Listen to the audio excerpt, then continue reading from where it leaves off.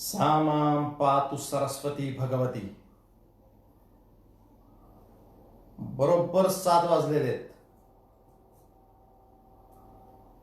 श्री शिवराज्याभिषेक समिती दुर्गराज रायगड यांनी मला त्यांच्या फेसबुक पेजवर 41वे पुष्प वाहण्याची संधी दिली. मी या समितीचे आभार व्यक्त करतो आणि शिवछत्रपतींचा इतिहास आपल्या समोर मांडण्याची एक सुंदर संधी मला या भयंकर अशा कोरोनाच्या कोविड-19च्या महामारीच्या काळामध्ये मला मिळाली.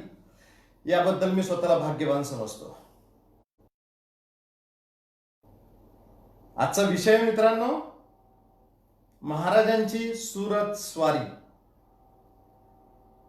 महाराजांनी सुरतेची लक्ष्मी कशी आणली, का आणली, त्याच्यामागे त्यांचा उद्देश काय होता, हे स्वराज्याचे सगळ्या गरजा साध्य करण्यासाठी त्या महापुरुषांना काय काय गमती जमती केल्या, हे सांगण्याचा थोडक्यात एक छोटासा उहापोहा करण्याचा प्रयत्न आपण आज या चर्चेद्वारे, व्याख्यानाद्वारे आपण करणार आहोत. मी सुरुवात करतो. खरं तर शिवाजी महाराजांविषयी जर बोलायला गेलं तर महाराजांच्या हृदयाचा, महाराजांच्या बुद्धिमत्तेचा, महाराजांच्या धाडसाचा आणि महाराज ठाव घेण्याचा आपण जेव्हा प्रयत्न करतो तेव्हा आपल्याला समजून चुकतं या भूमीमधला, या महाराष्ट्राचा, या किंबहुना या देशातला एक सर्वोत्तम असं नेतृत्व हे 17व्या शतकात निर्माण झालं. 1630 ते 1680 ही या महापुरुषाची कारकीर्द. पण या कारकिर्दीनं संपूर्ण भारताला, या देशाला एक वेगळी दिशा दिली. हा देश पराक्रमाचा, हा देश त्यागाचा, हे राष्ट्र आणि त्याच्यातल्या त्याच्यात हे महाराष्ट्र. संपूर्ण भारत देशामध्ये सगळे राज्य आपण पाहिली तर महाराष्ट्र या नावाचं जो काय दबदबा आहे तो आपल्याला दुसरीकडे कुठल्याही राज्यामध्ये सापडणार नाही. मी दुसऱ्याला कमी लेखायचं आणि आपल्यालाच मोठं करायचं म्हणून मी हे बोलत नाहीये. माझी त्याच्या पाठीमागची भावना अतिशय निर्मळ आहे, अतिशय प्रेमळ आहे. आणि ती म्हणजे माझा राजा या भूमीमध्ये काहीतरी रुजवून गेला. या रुजवण्याच्या त्याच्या हव्यासापायी त्या माणसाने काय काय केलं, कसं कसं पेललं आणि या कसं पुन्हा स्वाभिमानाकडे आणि स्वत्वाकडे या माणसाने नेलं, हे बघणं अतिशय उपयुक्त आणि अतिशय मोलाचं ठरतं. 21वे शतक आता चालू होईल. या 20व्या शतकामध्ये आपण 16व्या 17व्या शतकातलं काय घेऊन बसतोय हा विचार करणाऱ्यांनी सुद्धा या संदर्भात अतिशय माहिती घेणं गरजेचं आहे की याच कालखंडामध्ये अतिशय पराक्रमाची बीज या भूमीत रोवली गेली. ही पराक्रमाची बीज रोवणारे आणि संपूर्ण सकल समाजाचा पाठीचा कणा आणि मनगट ताठ करणारा एक महापुरुष हा 1630 साली जन्माला आला आणि त्या महापुरुषाचं नाव श्रीमंत महाराज शिवाजीराजे भोसले. मला विषय दिला सुरतेची स्वारी. या सुरतेच्या स्वारीच्या संदर्भात मी आपल्याला आता बोलायला सुरुवात करणार आहे. पण या सुरतेच्या स्वारीची जी पार्श्वभूमी आहे ना, पाठीमागची भूमी, काय झालं, काय घडलं, नक्की शिवाजी महाराजांनी सुरतेची स्वारी करायचा मनसुबा का रचला, हे पाहणं अतिशय महत्वाचं आहे.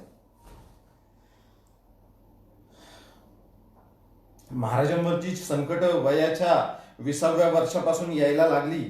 हळूहळू ती संकट वाढत होती. एक या भूमीमधला एक साधा जहागीरदार, ज्याच्याकडे साधं तळहाताच्या बोटा एवढं मोजणारी सुद्धा गावं त्या माणसाच्या हातात नाहीये, अशा माणसाने एक महान स्वप्न पाहिलं आणि ते सुद्धा स्वराज्याचं. आणि हे स्वराज्याचं स्वप्न निर्माण करण्यासाठी या माणसांनी इथल्या आजूबाजूच्या परिसरातल्या सगळ्या मित्रमंडळींना बरोबर घेतलं. भयंकर परिस्थिती होती त्या काळातली. आदिलशाही, निजामशाही, कुतुबशाही, इमादशाही, बरीदशाही, इंग्रज, मोगल, फ्रेंच, फ्रान्सिस ही सगळी मंडळी या भूमीचे लचके तोडण्यासाठी अग्रेसर होती. पण मला काहीतरी इथं घडवायचंय, देवाधर्माचं घडवायचंय, आणि हे घडवत असताना मला जे काय करावं लागेल ते मी करेल. याच उद्दिष्टानं प्रेरित झालेला एक मुलगा उठला. हातामध्ये त्यांनी झेंडा घेतला, कमरेला तलवार बांधली, पाठीची ढाल घेतली, घोड्यावरती मान टाकली आणि हा दऱ्याखोऱ्यावर फिरू लागला. या दऱ्याखोऱ्यातल्याच म्हणजे 12 मावळ्यातल्या मंडळींनी, तुमच्याच आमच्या पूर्वजांनी यांना साथ दिली. ही साथ सुद्धा देताना पहिली घाबरलेली भिलेली जनता हळूहळू शिवाजी महाराजांच्या पराक्रमानं, कर्तृत्वानं त्यांच्या जवळ जाऊ लागली. आणि मग हे देवाधर्माचं काम आहे हे शिवाजी महाराजांनी त्यांच्या मनामध्ये रुजवल्या कारणानं ही मंडळी सगळी पराक्रम करण्यासाठी उद्युक्त झाली. शिवाजी महाराजांनी हे घडवलं. या भूमीमध्ये पराक्रम पेरला आणि त्याच्यातून मनगट निर्माण झाली. मग पिसलेली मनगट ही हाती तलवार घेऊन लढायला लागली. पाठीचे कणे जे वाकत होते सतत ते छाती ताट काढून उभे राहायला लागले. इथली सगळी पोरं सोरं महाराजांच्या पायी वेडी होऊन गेली. पण याच पोरांकडे होतं काय? छोटीशी जमीन, घरातलं झोपडं, आई बाप, पैसा तर 5वीला 18 दारिद्र्य पुसलेलं, पैसा तर बिलकुल नव्हता. याच मुलांना, याच लंगोटीवाल्या मुलांना शिवाजी महाराजांनी हाताशी घेतलं आणि पुढे हळूहळू हळूहळू पराक्रमाला सुरुवात केली. संधी साधूपणा हा महाराजांनी त्या काळातला अतिशय महत्वाचा गुण स्वतःमध्ये बिंबवला की एक संधी घ्यायची, त्याच्यातून निर्माण करण्यासाठी जे काय करता येईल ते करायचं. त्या संध्या काय आहेत हे जर मी तुम्हाला सांगत बसलो तर आत्ताचा 1-1.5 तास निघून जाईल. पण घटना क्रमवार पटापटा पुढे घेऊ म्हणून मी तुम्हाला सांगतो. 1659 उगवला. महाराजांनी जे पराक्रम केले त्याच्यामध्ये 1659 उगवला. मार्गशीर्ष शुद्ध षष्टीसह सप्तमी गुरुवार दुपारी 2 वाजता शिवाजी महाराजांनी अफजल खान प्रतापगडाच्या पायथ्याशी फाडला. महाराजांचं त्रिशूळ, हे त्रिशूळ कुठलं होतं? स्वतः नेताजी पालकर, शिवाजी महाराज आणि दौलोजी म्हणजे दोरोजी नावाचा एक इसम शिवाजी महाराजांनी ताबडतोब कोकणपट्टीत धाडला. कशाला? गलबत, अफजल खानाची गलबत ताब्यात घेण्यासाठी. इथून खरा मला सुरतेचा मागोवा घ्यावासा वाटतो. कसा? सांगतो. हा दोरोजी जेव्हा खाली उतरला, खारेपाटणला उतरला, ती 3 गलबताचं प्रकरण तेव्हा घडलं. शिवाजी महाराज इथून निघाले, पन्हाळगडावर जाऊन दाखल झाले. पन्हाळगडाच्या 29 नोव्हेंबर 1659 या दिवशी शिवाजी महाराजांनी पन्हाळगड ताब्यात घेतला आणि ताबडतोब विजापूरवरून कर्नूलचा सिद्धी जोहर हा शिवाजी महाराजांच्या पारिपत्यासाठी पन्हाळगडाच्या पायथ्याशी येऊन दाखल झाला. पन्हाळगडाला मोर्चे लागले.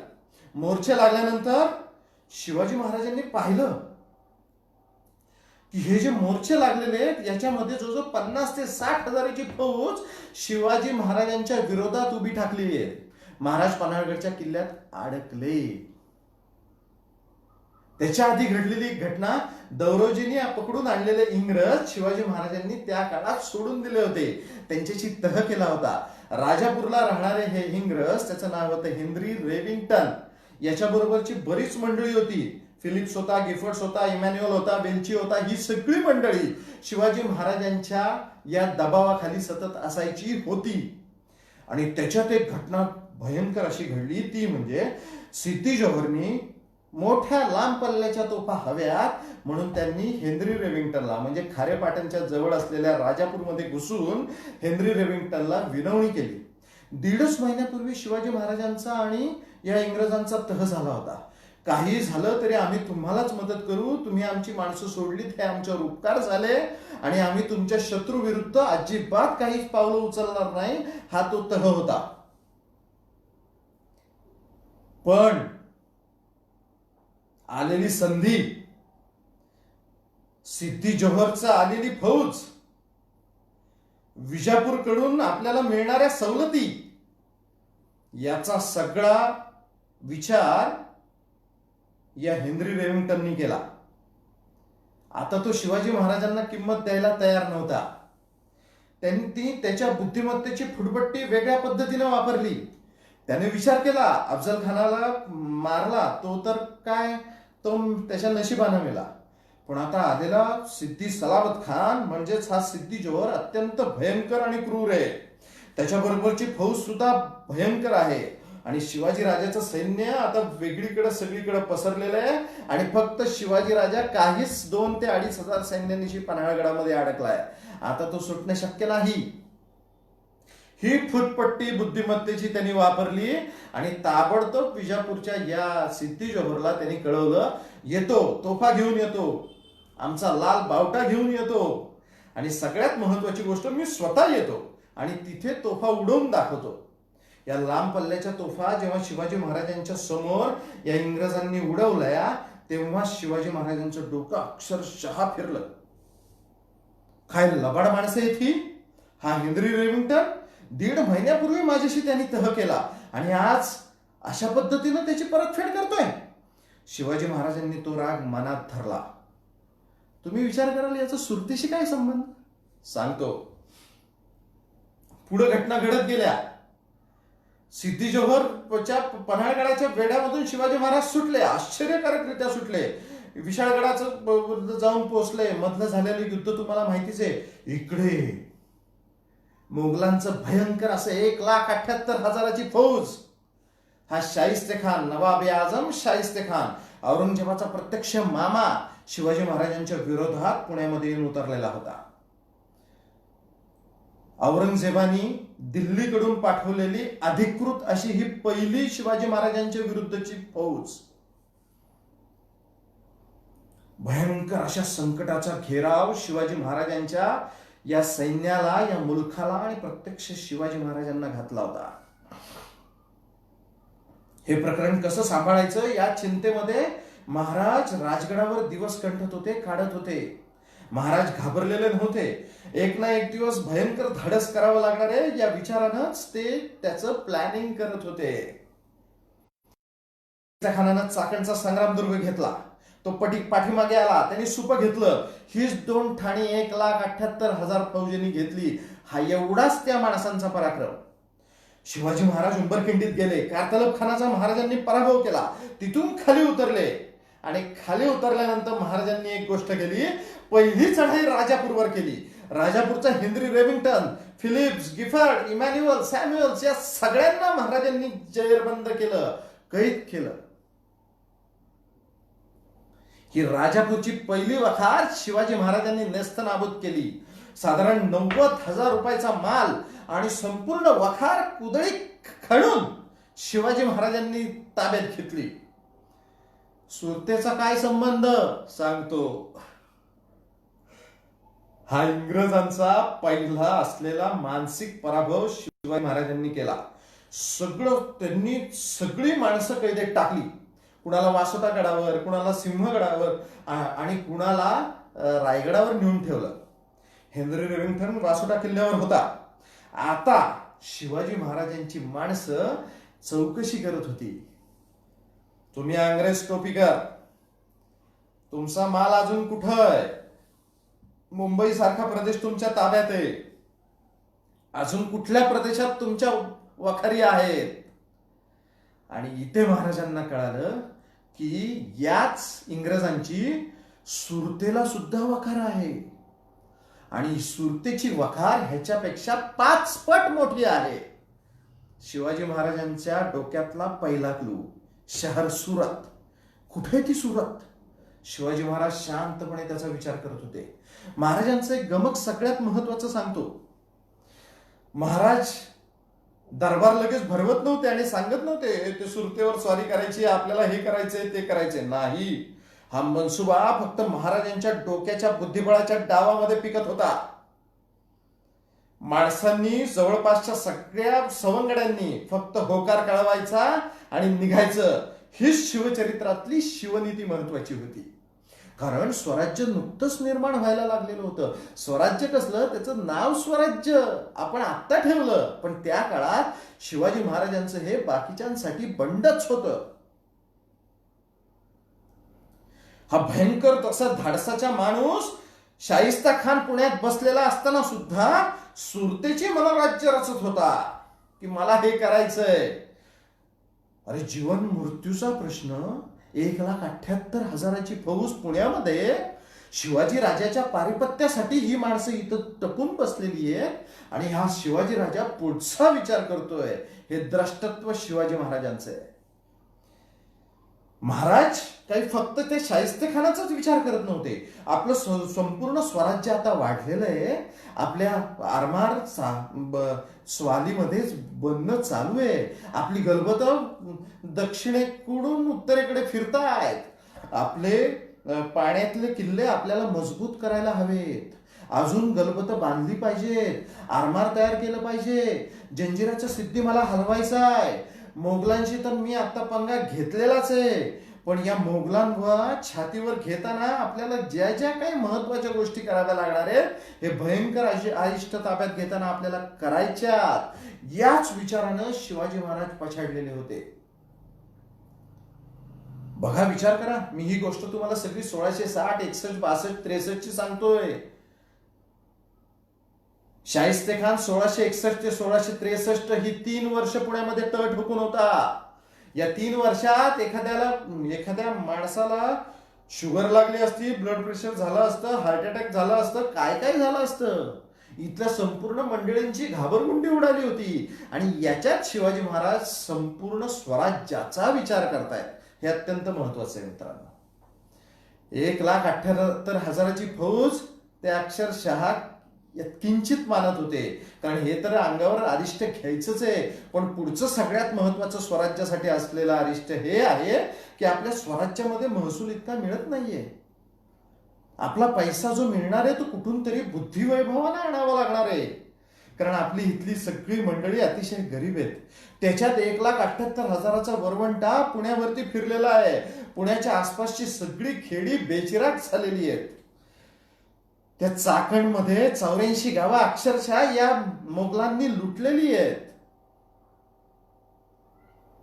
माझी गाई, माझी वासरं, माझ्या स्त्रिया, माझ्या संपूर्ण इथले असलेल्या सगळ्या मंडळींना त्रासच होतोय.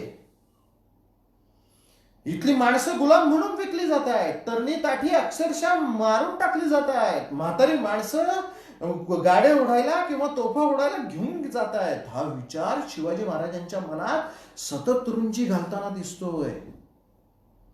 आणि महाराजांनी एक दिवस अत्यंत भयंकर धाडसाचा उपाय योजला.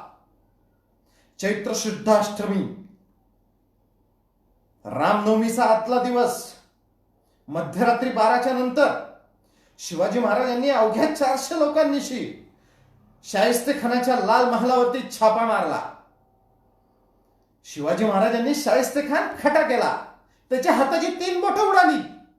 शाहिस्ता खान घाबरला. 3 वर्ष राहिलेला शाहिस्ता खान पुढची 3 दिवस तिथे थांबायला तयार नव्हता. जसवंत सिंह, जोधपूरचा महाराजा जसवंत सिंह, त्याच्या हातात पुण्याची सगळी सूत्र देऊन हा निघाला, हा पळाला. शिवाजी महाराज सिंहगडावरती आले. सिंहगडावरून पुन्हा राजगडला गेले. आता राजगडावरती एक दिवस एक संध्याकाळी शिवाजी महाराजांनी संपूर्ण आपल्या सवंगड्यांना बोलवलं. महाराज विचार करत होते, पुढचा मनसुबा काय रचायचा. या शाहिस्तेखानानं संपूर्ण पुणंच तख्तताराज केलंय. यानं केलेल्या सगळ्या नुकसानीची भरपाई आपल्याला करून घ्यावी लागणार आहे. कुणाकडून करायची, कुठून करायची. महाराजांचं एक वाक्य अतिशय महत्वाचं आहे. महाराज म्हणतात, ही जी भरपाई मी ज्यांनी नुकसानी केली आहे त्यांच्याकडूनच करून घेईल. काय दुर्दम्य आत्मविश्वास या महापुरुषाच्या मनामध्ये आहे. हा सतत त्याच बाबतीत विचार करतोय. आपल्या सवंगड्यांवर ताबडतोब टॅक्सेस लादले. एवढा खर्च झालाय, आता तुम्ही स्वराज्यातल्याच माणसांनी तो खर्च भरा, अशी भूमिका शिवाजी महाराज कधी घेत नाहीयेत. शिवाजी महाराज हा विचार करतायत, ज्यांच्यामुळे हे घडलं, ज्यांनी हे घडवलं, माझ्या प्रदेशामध्ये येऊन ज्यांनी माझी संपत्ती लुटली, माझ्या माणसांना त्रास दिला, याच माणसांचा बदला मी त्याच माणसांकडून घेणार आहे, ही भूमिका शिवाजी महाराजांची सतत दिसते. आणि मग महाराजांनी मनसुबा ठरवला. दुसऱ्या दिवशी तिसऱ्या दिवशी जे काही मंडळी होती त्यांनी ताबडतोब हेर खात्याला पाचारण केलं. हेर खातं म्हणजे खाते नजरबाज, म्हणजे गुप्तहेर खातं. तेव्हा गुप्तहेर खात्याचा प्रमुख होता बहिर्जी नाईक जाधव. या बहिर्जी नाईकाच्या आधी शिवाजी महाराजांचा एक अतिशय विश्वासू असा एक गुप्तहेर होता. प्रतापगड प्रकरणामध्ये त्यांनी अतिशय मोठी कामगिरी केली. त्याचं नाव आहे नानाजी विश्वासराव दिघे. या नानाजी विश्वासराव दिघेच्या हाताखाली हा बहिर्जी नाईक जाधव काम करत होता आणि हळूहळू मोठा झाला. 1000 सोंगांचा, 1000 कलागतीचा आणि 1000 गुणांचा हा अतिशय उत्कृष्ट असा हेर खात्याचा प्रमुख होता. शिवाजी महाराजांनी त्याला बोलवून घेतला. राजगडावरच्या त्या घुशलखान्यामध्ये शिवाजी महाराजांनी त्याला जवळ बोलवलं आणि सांगितलं, या भूमी, या आजूबाजूच्या प्रदेशामध्ये कुठकुठली महत्वाची ठाणी आहेत आणि यामधून आपल्याला किती पैसा मिळू शकेल याचा विचार करणं आता गरजेचं आहे. कारण समोर मांडलेलं काम अतिशय मोठं आहे. हे काम करण्यासाठी आपल्याला फक्त लक्ष्मी पाहिजे, आपल्याला पैसा पाहिजे. ही संकट सगळी अंगावर घ्यायची, आपलं राज्य पोसायचं, आपली कामगार मंडळी, आपलं सैन्य, हे सगळं जर पोसायचं असेल तर आपल्याकडे आता द्रव्य हवं आहे. पसारा तर मोठा वाढला आहे, आपल्याला हे करणं गरजेचं आहे. आणि बहिर्जी, हे तुमच्याशिवाय काम कोणाचे? म्हणून महाराजांनी त्याच्या कानात एक मनसुबा सांगितला आणि सांगितलं, शहर सुरत. महाराजांनी एक प्रकरण बेमालूम केलं असं मला वाटतं. महाराजांनी नंतर काय केलं, ही खारेपाटणच्या जवळची राजापूरची मंडळी सगळी जी कैदेमध्ये पडली होती त्याच्यामधली 2 माणसं वारली, मृत्युमुखी पडली. त्याला भयंकर असे हाल त्यांना सोसवले नाहीत. मराठ्यांच्या राज्यात राहायचं, मराठ्यांच्या किल्ल्यावर राहायचं आणि मराठ्यांच्या सारखंच काम करायचं हे त्यांना झेपलं नाही. आणि मग ही कैदी मंडळी एक एक करत स्वर्गवासी व्हायला लागली. आणि त्याच्यात शिवाजी महाराजांच्या बुद्धिमत्तेचा अप्रतिम नमुना आपल्याला दिसायला लागतो.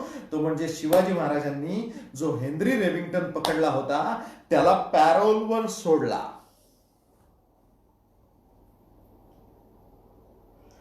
तो पॅरोलवर सुटला. शिवाजी महाराजांनी त्याला सोडून आणण्यासाठी आपली 2 माणसं त्याच्याबरोबर दिली. कुठे जाणार होता तो? सुरतेला. सुरतेच्या स्वालीवर जाणार होता. त्याची पत्र सुरतेला सतत जात होती, मला सोडा, मला सोडवा, मला यांनी पकडलंय, शिवाजी महाराजांची माणसं मला जिवंत सोडणार नाहीत, काही करून सोडवा, मी तुमच्यासाठीच काम करत होतो, वगैरे वगैरे. हेनरी रेविंग्टन निघाला, पाठीमागे ही 2 मंडळी निघाली. यांनी सुरतेमध्ये प्रवेश केला. कोण असावं त्यांच्याबरोबर माहित नाही. गुप्तहेरांचं हे काम आहे, हे गुप्तच राहिलं, शेवटपर्यंत गुप्तच राहिलं. या बहिर्जी नायकांनी सुद्धा काय सोंग घेतली, कशा प्रकारे ते बेमालूमपणे घुसले, त्यांनी बित्तम बातमी कशी काढून आणली हेच माहिती. आणि नंतर ही मंडळी पुन्हा आली.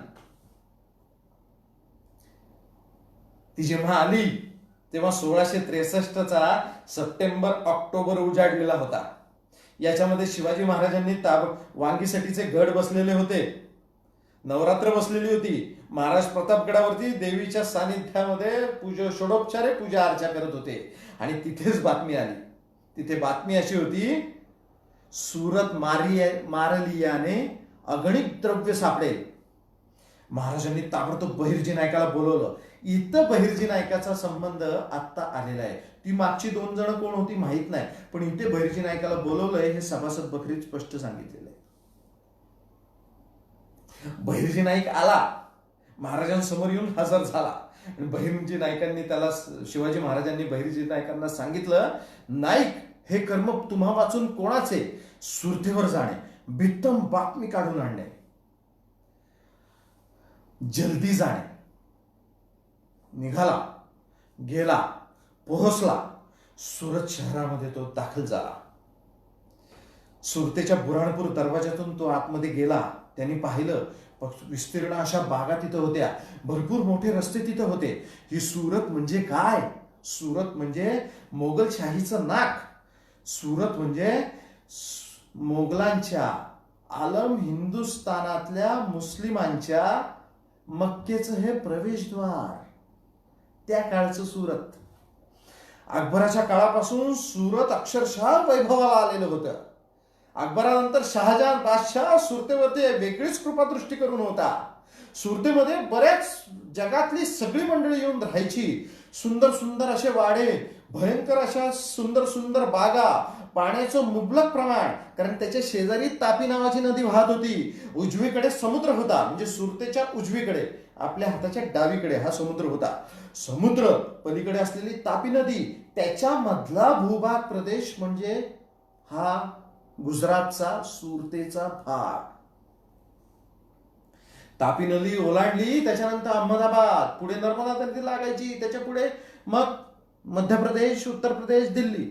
मध्य प्रदेश उजवीकडे पडला, उत्तर प्रदेश आणि दिल्ली या भागाकडे ते जायचं. त्या काळात संपूर्ण हिंदुस्थानामध्ये दिल्ली शहराच्या खालोखाल सुरतेचा श्रीमंतीमध्ये नंबर लागायचा. या सुरतेचं नाव औरंगजेबाने दार उल हज असं दिलेलं होतं, म्हणजे हजला जाण्यासाठी असलेलं प्रवेशद्वार, दार उल हज. औरंगजेबाची विशेष मर्जी असलेलं हे ठिकाण शिवाजी महाराजांनी बरोबर हेरलेलं होतं. आणि त्याच्या सगळ्यात महत्वाची गोष्ट म्हणजे, एक गोष्ट विचार करा मित्रांनो, हे विचार करायला लावणारी गोष्ट आहे. जेव्हा शिवाजी महाराजांनी शाहिस्तेखानाची बोटं तोडली, तेव्हा औरंगजेब हा अतिशय उष्ण तापमान दिल्लीमध्ये असल्या कारणानं उत्तरेकडे काश्मीरच्या भागात सरकलेला होता. एक तर तिथे थंड हवेचं ठिकाण होतं.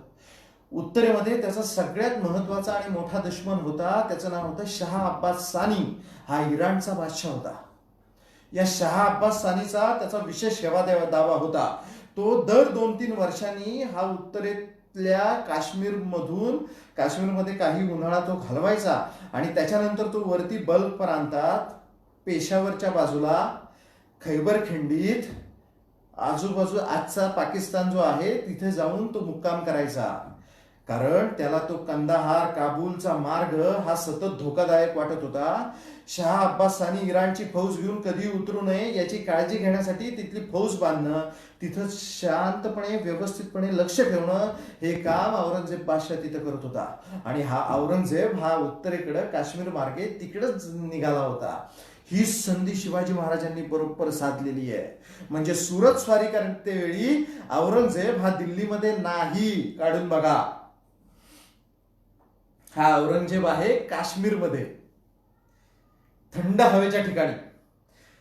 जेव्हा काश्मीरला तो निघाला होता तेव्हाच त्याला तिथं बातमी कळाली की शाहिस्तेखानाची आपल्या मामुजांची बोटं शिवाजीराजांना तोडली. औरंगजेब बादशाह प्रचंड खवळला. औरंगजेबाने महत्वाचं काम एक केलं, ते म्हणजे शाहिस्तेखानाला बंगालच्या सुभेदारीवर पाठवला आणि आपला एक मुलगा मुअज्जम याला महाराजांच्या विरोधात असलेल्या औरंगाबादच्या सुभेदारीवर नेमला. आता हा शहजादा मुअज्जम औरंगाबादचा सुभेदार आहे. या सुभेदाराची कर्म फार छान आहेत. दिवसभर नाचगाणी, आराम, ऐशो आराम आणि दिवसभर मशगूल असा हा राजपुत्र आहे.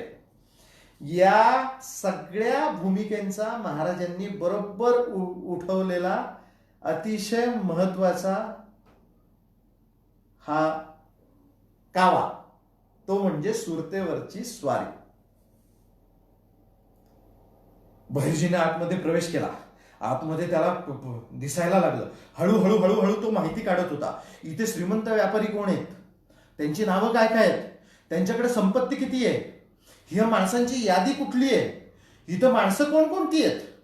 त्याला आश्चर्य वाटायला लागलं. इथं युनानी आहेत, इथं इंग्रज आहेत, इथं डच आहेत, इथं फ्रान्सिस आहेत, इथं मोगल आहेत, इथं आराकानची मंडळी आहेत, इथं सगळी वेगवेगळ्या देशातली वेगवेगळी मंडळी, हबशी आहेत, कझाकी आहेत, ही सगळी मंडळी तिथं राबतायत, आपापले व्यवसाय करतायत आणि या व्यवसायामधून ती गडगंज संपत्ती कमवतायत. बहिर्जी नाईकानं सगळं ताडलं. तेलाचा व्यापार करणारी माणसं कोण कोण आहेत? कशासाठी तेलाचा व्यापार? महाराजांना तिकडून तेल आणायचं होतं? नाही. सांगतो, पुढे सांगतो. हिऱ्याचे सौदे कोण करतं? मोती, सोनं, नाणं, रत्न याचा बाजार कुठे आहे? कोण भरवतं? कापड चोपड कुठून मिळेल? त्यांनी पाहिलं इथे हस्तिदंताच्या वस्तू सुंदर सुंदर मिळत आहेत. इथं मोठमोठी अशी कारागिरांनी बनवलेली अतिशय सुंदर वस्तू, इथं याचा बाजार भरलेला आहे. इथं मृगचर्म आहे, इथं व्याघ्रचर्म आहे, इथं मसाल्याचे पदार्थ आहेत, इथे फळफळावळ आहे, इथं सगळी बाजारपेठ अत्यंत समृद्ध आहे. ही सगळी माहिती या बहिर्जी नायकानं आपल्या बरोबर घेतली. पण त्याला ही पण माहिती कळाली, इथला जो सुभेदार आहे तो कोण आहे? त्याचं नाव आहे इनायत खान बहादूर. ही बहादूर त्याला पदवी दिलेली आहे. ही बहादूर ही पदवी शहाजहानने दिली होती. आणि इनायत खान हा सुरतेचा सुभेदार म्हणून तिथं रुजू झालेला होता. अभ्यास करताना असं मित्रांनो दिसतं की हा इनायत खान बहादूर कोण आहे? मला असं वाटतं, अजून कुठं काही सापडलेलं नाही, पण मोगलांच्या कारकिर्दीत सगळ्यात वरच्या लेवलची जी जी माणसं आहेत ती सगळी एकमेकांची नातेवाईक आहेत. आणि हा इनायत खान, आणि सगळी मूर्ख आहेत. म्हणजे शाहिस्ते खान बघा, औरंगजेबाची सगळी मुलं बघा, औरंगजेबाच्या बहिणी बघा, रोशन आरा, जहार आरा, या सगळ्या बेगम सगळं बघा, मुली बघा, मोगलशाहीचा वजीर बघा, एकमेकांची नाती आहेत, सगळ्यांची नाती आहेत, एकमेकांची नाती आहेत. असा हा मोगलांचा सुभेदार असलेला इनायत खान बहादूर अतिशय लबाड होता. सगळ्यात महत्वाची बातमी जी बहिर्जी नाईक जाधवाला मिळालेली होती ती ही होती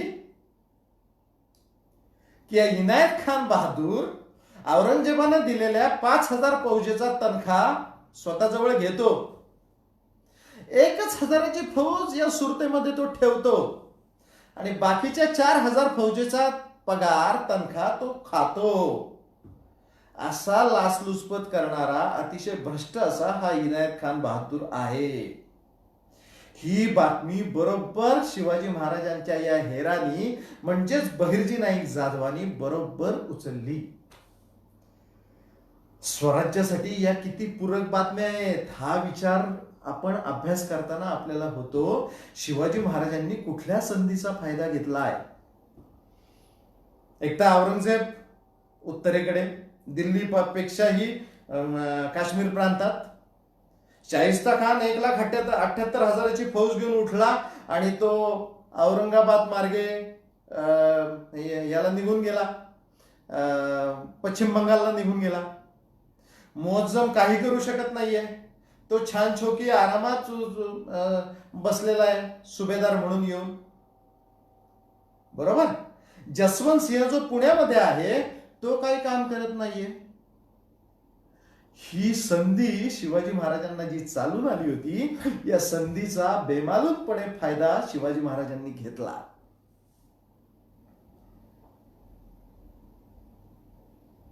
हा बहिर्जी नाईक जाधव लगबगीनं ताबडतोब निघाला आणि स्वराज्यात येऊन दाखल झाला. राजगडावर आलेला हा बहिर्जी नाईक शिवाजी महाराजांना भेटला आणि महाराजांनी तो बोलिला, राज, सुरत मारलियाने अगणित द्रव्य सापडे, रस्ते घाटवाटा संपूर्ण बेमालूम आहे. अगदी वाटा जंगलातल्या पण शोधून आलोय. राज, जल्दी करावी, निघावं, सुरत ताब्यात घेऊ. शिवाजी महाराजांच्या मनामध्ये अक्षरशः उर्मी उठल्या. महाराजांनी ताबडतोब फौज मुकर्रर केली, फौज हजर राहण्याचे आदेश दिले आणि मग सगळीच मंडळी उठली.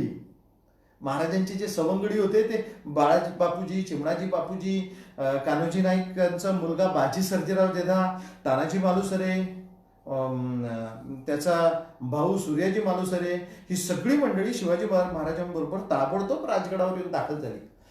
आता एक सगळ्यात महत्वाची गोष्ट मी तुमच्या समोर मांडतो. आता सुरतेचा क्लायमॅक्स चालू होणार आहे. शिवाजी महाराज जेव्हा निघतायत तेव्हा परिस्थिती सीमेची कशी होती.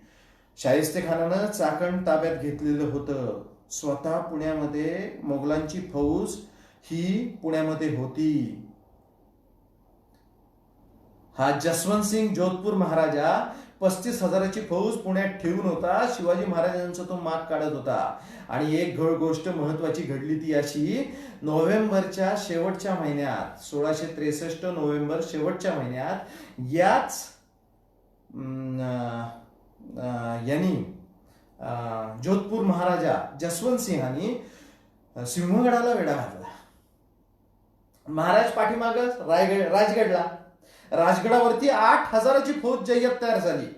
महाराजांनी 8,000 माणसं आणि 16,000 घोडे बरोबर घेतले. प्रत्येकाच्या बरोबर एक घोडा मोकळा. कशासाठी? लूट आणायची आहे. महाराजांनी राजगडावरती आई जगदंबे समोर, पद्मावतीच्या समोर डोकं टेकवलं. आईचं दर्शन घेतलं. शंभूराजाच्या डोक्यावर हात ठेवला आणि शिवाजी महाराज निघाले. ही शिवगंगा हळूच निघाली होती सुरतेच्या दिशेनं. जायचं कसं? पुण्यात तर पहारा, आपल्याला जावं तर लागणार आहे. महाराज रात्रीचे प्रवास करायला लागले. त्याच दिवशी रात्री शिवाजी महाराज निघाले. महाराज कुठून गेले? सिंहगडाच्या पाठीमागं 3 कोसावर फर्जंदांचं खामगाव म्हणून एक गाव आहे.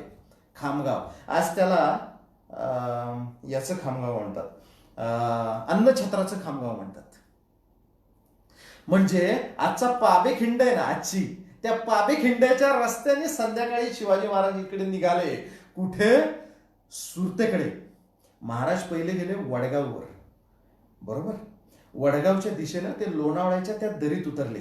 लोणावळ्यातून पुढे मनोरंजन आणि श्रीवर्धन नावाचे 2 किल्ले, म्हणजे राजमाची होती. राजमाचीवर येऊन शिवाजी महाराजांनी पहिला मुक्काम टाकला.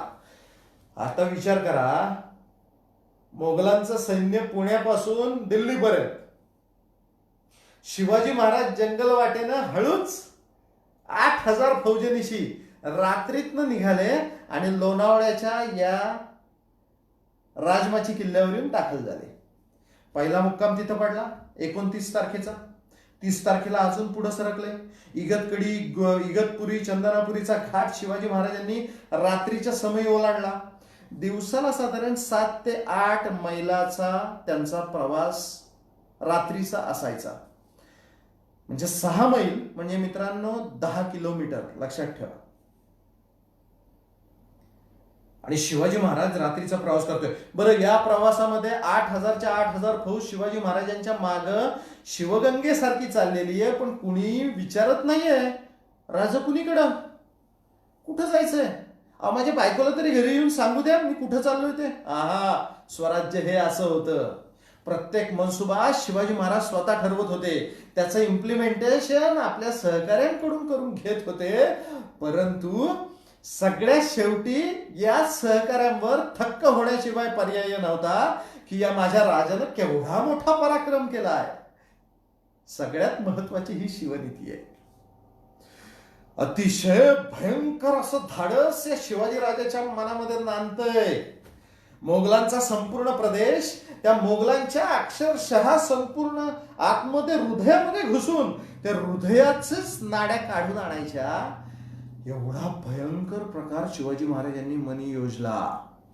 ही गोष्ट फक्त बहिर्जी नाईक जाधव, प्रत्यक्ष शिवाजी महाराज आणि आजूबाजूचे असलेले अतिशय हिकमतीचे 2-4 सवंगडी यांनाच माहिती होतं. पहिली आवई काय उठली? शिवाजी महाराज त्र्यंबकेश्वरी चालले. कशासाठी? दर्शनासाठी. महाराज मजल त्र्यंबकेश्वरावर आले. 31 डिसेंबर 1663 या दिवशी शिवाजी महाराज त्र्यंबकेश्वरावर होते.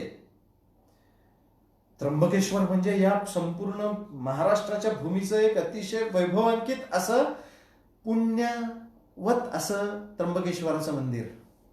या मंदिरावर या 8,000 सशस्त्र सैनिकांची मिठीच पडली. त्र्यंबकेश्वर गजबजलं.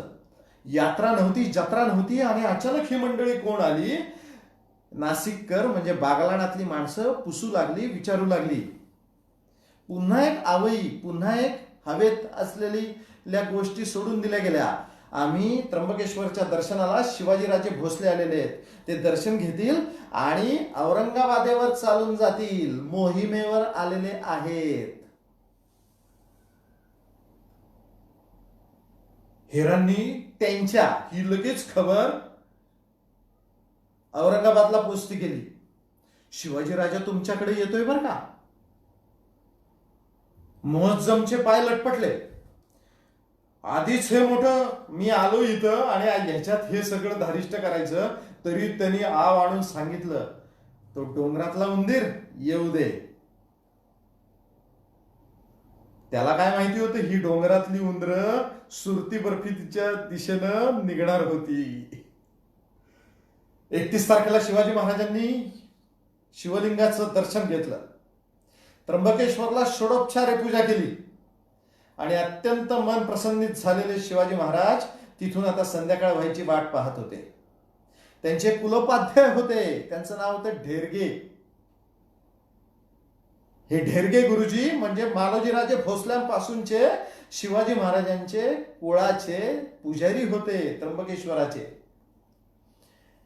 ढेरगे गुरुजींची कडून त्यांची व्यवस्थित अशी आदर सत्कार आदरातिथ्य घेतलेले शिवाजी महाराज संध्याकाळी 7-7:30 वाजल्याच्या अंधारानंतर ताबडतोब फौज उठवण्याचा हुकूम देत होते. महाराज निघाले. मित्रांनो, हे त्र्यंबकेश्वर मधलं एक उद्बोधक प्रकरण मी तुम्हाला, हे सगळं संपूर्ण झालं आणि वेळ मिळाला तर मी ते सांगतो, अतिशय महत्वाचं आहे. त्याच्यामधून बोध घेता येईल म्हणून त्याला अजून पुरावे सापडलेले नाहीयेत, पण ते सांगणं तितकंच महत्वाचं आहे म्हणून मी तुम्हाला सांगतो. हा भयंकर असा धाडसाचा महापुरुष रात्रीच्या रात्री तिथून निघाला. महाराजांनी त्र्यंबकेश्वर सोडलं. कांचनबारीच्या घाटामधून शिवाजी महाराज जव्हारच्या भागामध्ये उतरले. पालघर आत्ताचा जो परिसर आहे, पालघरच्या बाजूला जव्हार तो भाग लागतो. तिथे त्या जव्हारचा राजा कोळी राजा होता. त्याचं नाव होतं मुकणे, विक्रमसिंह मुकणे. हा विक्रमसिंह मुकणे, या मुकण्यांचे आज सुद्धा वंशज आहेत. आदरणीय बाबासाहेबांबरोबर मी जेव्हा त्या भागात जातो तेव्हा मुकण्यांना आदरणीय बाबासाहेब भेटत असतात, ते मी पाहतो. हे विक्रमशहा मुकणे हे मोगलांचे सरदार म्हणून जव्हारचा कारभार सांभाळत होते. हे मांडलिक असे मोगलांचे राजे तिथे होते. परंतु शिवाजीराजे भेटायला येत आहेत, त्याचे सुद्धा पाय लटपटले. भेट तर झाली पाहिजे, भेट घेणं गरजेचं आहे. म्हणून महाराजांना त्यांनी आमंत्रण दिलं. महाराजांनी सांगितलं, मी आता ज्या दिशेनं चाललोय त्या दिशेवर असताना तुम्हाला जर जमलं तर मला इथे भेटायला या. तिथे एक मुलूक आहे, तिथे एक प्रदेश आहे, तिथे एक भाग आहे, त्या भागाचं नाव आहे सिरपाव. माझा मित्र ब्रिजेश त्या भागातला, तो तिथे जाऊन आला, त्याने मला फोटो पाठवले होते. मी सुद्धा तिथे जाणार आहे. त्या सिरपावच्या इथे शिवाजी महाराज त्या कुठेतरी दगडावर बसल्याची नोंद आहे. विक्रमशाह स्वतः लवाजमा सकट आला होता. त्यांनी पाहिलं शिवाजी महाराज तिथे बसलेत, वरती फक्त कानात आहे. तो घाबरला, तो आला, तो म्हटला तंबू रावटी इथं लावूया. नाही, शिवाजी महाराज म्हटले तुम्हाला भेटतो राजे आणि मी पुढे निघतो. विक्रमशहा मुकणे आले महाराजांसमोर, ते नतमस्तक झाले आणि महाराजांना त्यांनी सिरपाव दिल्याची नोंद आहे. सिरपाव म्हणजे डोक्यापासून पायापर्यंत 3-3.5 वस्त्र, म्हणजे जो अंगरखा म्हणजे पूर्ण पोशाख थोडक्यात, तो शिवाजी महाराजांनी सुद्धा विक्रमशहा मुकण्यांना दिला आणि विक्रमशहा मुकण्यांनी सुद्धा शिवाजी महाराजांना तो सिरपाव दिल्याची नोंद आहे. आगत स्वागत आनंदाची छान अशी बोलणी झाल्यानंतर शिवाजी महाराज तिथून निघाले. जव्हार महाराजांनी ओलांडलं आणि महाराज आता सुरतेकडे जवळ जायला लागले. महाराजांनी घणदेवी मध्ये येऊन महाराज दाखल झाले. 8,000ची फौज घणदेवीला आली आणि सुरत शहराला बातमी पोहोचली, कुणीतरी एक दक्षिणेतला धटिंगट, वेगळ्याच पेहरावातली काळीकुट्ट अशी माणसं जी मराठी म्हणून संबोधतात, ही घेऊन उत्तरेकडे निघालेली आहे. कुठं जातायत काय जातायत माहिती नाही, मनसुबा काय ते पण माहिती नाही, परंतु त्यांच्याकडे मोकळे घोडे आहेत. या विचारानं घाबरलेली मंडळी ही उधना मार्गे सुरतेत येऊन करवी पत्र पुढे पाठवली. कुणाकुणा जाधव सांगत होता त्यांना. शिवाजी महाराज ज्यांनी पत्र पाठवली, बहिर्जी नाईक जाधव सांगत होता त्यांना. बहिर्जी नाईकांनी सांगितलं, हाजी कासम बेग, हाजी सय्यद बेग, वीरजी भोहरा यांना पत्र गेली. इनायत खान बहादूर याला सुद्धा पत्र गेलं. मी शिवाजीराजे भोसले इथे तुमच्याकडे आलेलो आहे. माझी फौज कुठल्याही क्षणी ही तुमच्या प्रदेशामध्ये दाखल होत आहे. तुम्हाला माझं एकच सांगणं आहे, बऱ्या बोलानं खंडणी द्या. जी काय खंडणी असेल ती ठरवून घ्या आणि ती खंडणी ताबडतोब पावती करा, म्हणजे मी इथून निघून जाईल. नाही तर मी सुरतेचा विध्वंस उडवेल. ही बातमी लखोट्या सकट शिवाजी महाराजांच्या हरकऱ्यांनी या चौघांकडे पाठवली. इनायत खान बहादूरला जे पत्र गेले त्या पत्रामध्ये या तिघांची नावे आहेत, हाजी सय्यद बेग, हाजी कासम बेग आणि वीरजी बोहरा. अत्यंत श्रीमंत अशी ही माणसं. वीरजी बोहऱ्याचा हिऱ्या मोत्याचा व्यवसाय होता. आखातातून बसरा नावाच्या शहरामधून त्याचे मोती येत होते. त्याच्या वाड्यामध्ये त्यांनी मोत्यांची लगड असलेलं दरवाजावर त्यांनी कमान बांधलेली होती. त्याच्या पिढीवरती 24 शेर वजनाचे मोती हे घोष म्हणून लटकत होते. हाजी कासिम बेग 2 कोटीच्या संपत्तीचा मालक होता. एकाकडे 30 पिंप भरून सोनं होतं. वीरजी भोराच्या जमादार खान्यामध्ये अक्षरशः मोती पडून होते, वर्षानुवर्ष पडून होते. ते किती होते काय होते याची गणती त्यालाच माहिती नव्हती. प्रचंड पैसा त्याच्याकडे होता. 90 लाखाची रोकड त्याच्याजवळ होती. इनायत खान बहादूर दर महिन्याचे 4-4 हजार लोकांचे पैसे खाऊन खाऊन निर्ढावलेला होता. सुरतेची सगळी संपत्ती हे मोगल माणसं ओरबडून खात होती. मोगलांचा बादशाह औरंगजेब हुक्क्याची नळी पिता पिता जेव्हा सांगत होता, कासी बेग, सय्यद बेग यांना सांगत होता, 5 कोटी पावते करा, 2 कोटी पावते करा. ताबडतोब ही मंडळी पाखाली पाखाली भरून पैसे औरंगजेबाच्या दिमतीला नेऊन देत होती. कुठलं संकट आलं, कुठलं अरिष्ट आलं, कुठली फौज जायची, कुठं जायचं, कुठली मोहीम आलेली आहे, हे मोगल यांच्याकडून पैसे नेत होते. इतकी श्रीमंत मंडळी ही. आणि आता शिवाजी महाराज त्यांच्याकडे पैसे मागत होते. किती? तुमच्या उत्पन्नातल्या भागातले 5%, कुणाला 4%, कुणाला 2%. द्या द्या, माझ्या स्वराज्याला पैशाची गरज आहे. तुमचीच मोगलांची माणसं 3 वर्ष माझ्या मुलखात आली. त्यांनी संपूर्ण मुलूक माझा तस्त ताराज केला. आता मला ही संपत्ती तुमची पाहिजे, ती सगळं स्वराज्य पुन्हा सावरण्यासाठी. हाच एकटा मनसुबा घेऊन शिवाजी राजा सुरतेमध्ये प्रवेश करते झाले ते. इनायत खान बहादूर लोडाला टेकून समोर आलेला वकील शिवाजी महाराजांचा त्याला पत्र देऊन उभा होता. त्यांनी पत्र वाचलं आणि पत्र वाचल्यानंतर तो हसायलाच लागला. कारण त्याला त्याची आधी बातमी आली होती की अहमदाबादला काही सैन्य निघालेलं आहे आणि ते हेच सैन्य आहे. कारण शिवाजी महाराजांनी ही कांडी पिकवलेली होती की आम्ही अहमदाबादला जाणार आहोत. तिथं महाबत खान नावाचा सरदार आहे, त्याला जाऊन भेटणार आहोत, ही ती बातमी होती. आणि हीच मंडळी ही विचार करत होती आणि हा कोण धटिंगण आलाय. पण इनायत खान बहादूर पहिला थोडासा हसला. त्यांनी पुन्हा एक पत्र पाठवलं, तुम्हाला कसली खंडणी हवी आणि कशाची खंडणी हवी हे जर हजरत दिल्ली सुबानी बादशाह गाझी औरंगजेब बादशाह सलामत साहेबांना कळालं तर ते रागवतील आणि ते तुझे काय करतील, तुला याची कल्पना आहे काय? इनायत खान बहादूरचा हा हरकार आहे तो तिथून निघाला. ही बातमी घेऊन तो महाराजांच्या जवळ आला. उधना येथे शिवाजी महाराज सैन्यानिशी एका ठिकाणी थांबलेले होते. महाराजांनी ते पत्र पाहिलं, त्याचं उत्तर आलेलं पाहिलं आणि जो उत्तर घेऊन आलाय त्याला शिवाजी पकडा द्या. का? अहो मी वकील आहे, धरा धरा, आत्ता बसून ठेवा त्याला आत्ता बसून ठेवा. शिवाजी महाराजांच्या सैन्याने त्याचं मुटकुळं केलं आणि त्याला बसवलं. महाराज आता पुढे सरकले.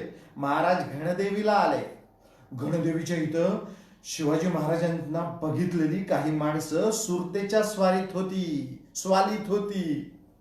इंग्रज आणि डच यांच्या तिथं वखारी मोठ्या प्रमाणात होत्या. आता तुम्हाला रेफरन्स कळा. आता तुम्हाला मित्रांनो कळालं असेल सुरतेची ही माणसं कुठल्या पद्धतीनं घाबरलेली होती. हा जो इंग्रजांचा जो मुख्य तिथं होता त्याचं नाव होतं हेनरी ऑक्सिडेन. हा हेनरी ऑक्सिडेन थोडासा घाबरला. त्याला कळून चुकलं. त्याने आपल्या स्वालीतली 2 माणसं फकीराचा वेश धारण करून त्यांनी घणदेवीला पाठवली. बघा रे, तुम्ही शिवाजी महाराजांना आधी पाहिलंय. कुठं पाहिलंय? राजापूरकडे पाहिलंय. तुम्ही त्या शिवाजी राजाला पाहिलंय. त्याला बघून घ्या. काहीतरी गडबड होती. तोच एका तो मला सांगा. ही 2 जण मंडळी तिथे गेली. त्यांनी पाहिलं. त्यांना लांबूनच दिसलं. अरे हाच तो शिवाजी राजा. ते घाबरले, ते भ्यायले, ते पुन्हा पळत सुटले आणि ते आले आणि त्यांनी सांगितलं हो हो तोच आहे तो शिवाजी राजा. आम्हाला तिकडं राजापूरच्या वखारीमध्ये तो भेटला होता. त्यांनी भयंकर अशी परिस्थिती आमची केली होती. ती घाबरलेली माणसं ती घेऊन स्वतः हेनरी रेविंग्टन हा सुलतेच्या स्वालीच्या त्या अधिकाऱ्याकडे म्हणजे इनायत खान बहादुराकडे गेला आणि तो म्हणाला नाही ही महाबत खानकडे जाणारा हा माणूस नाही. हा तुमची ही माणसं नाहीत. हा मराठ्यांचा राजा शिवाजी आहे. हा आता सुरतेमध्ये घुसतोय. उद्या तो सुरतेत घुसणार आहे. उद्या तो सुरतेत घुसायच्या आतमध्ये त्याला काय द्यायचं ते देऊन टाका आणि आपलं सोडा. किती खंडणी मागितली ती बघा. हसला इनायत खान बहादूर हसला. अरे म्हणतो तुम्ही कसलं भेकड रे, आलात कुठून बाहेरून आणि इथं तुम्ही गंजा मारता. जा तुझं संरक्षण करण्याची जबाबदारी माझी आहे. तू काळजी करू नको. माझी 1000ची फौज आता तैनात आहे. इनायत खान बहादूरकडे त्यांनी बघितलं आणि तो म्हणाला ठीक आहे. पण त्याला कळून चुकलं हा इनायत खान बहादूर काही कामाचा नाहीये. हा लाच घेईल, हा पैसे खाईल, हा काही करल, परंतु हा त्याच्या किल्ल्यात जाऊन लपेल पण आपल्याला हा मदत करणार नाही. ही जेव्हा त्या इंग्रजांना कळालं, इंग्रजांनी ताबडतोब वखारीचा बंदोबस्त करण्यासाठी आपली सगळी वखार संपूर्ण सीलबंद केली. आपली काही माणसं होती ती ताबडतोब मागून घेतली आणि त्यांनी त्या वखारीमध्ये बंदुका तोफा देऊन तैनात ठेवली. त्याच दिवशी 5 जानेवारी 1663 या दिवशी सकाळी त्यांनी सुरत शहरामधून रूट मार्च काढला अशी एक नोंद सापडते. टॅबर्नेने ती लिहून ठेवलेली. आणि मग आता संपूर्ण दरवाजे चर्चेचे बंद झालेले आहेत. कुणीही आपल्याला उत्तर देत नाहीये. यांची संपत्ती हे